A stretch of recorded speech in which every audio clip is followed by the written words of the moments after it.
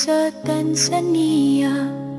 Hindi ako kilala ng mga Pilipino, kaya kilalanin mo ako sa pamamagitan ng aking mga kanta.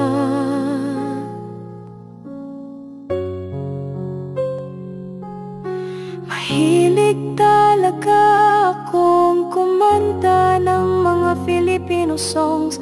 Si Angeline Quinto at si Juris ang paborito kong mga awit. Sana balang araw makasama ko sila o makakanta, pero hindi ko alam kung magiging posible.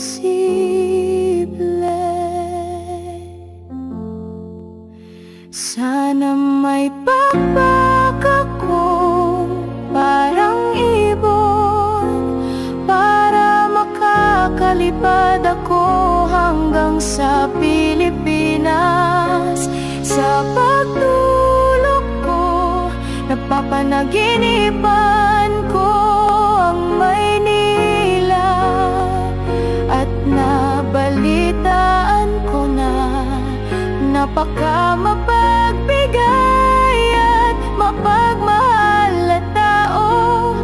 Dalangin ko na pakinggan ako ng mga Pilipino.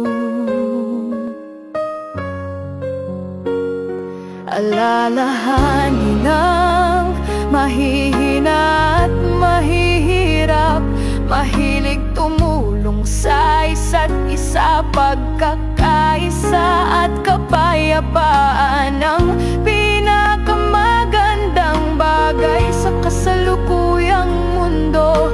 Hindi ko alam kung may natira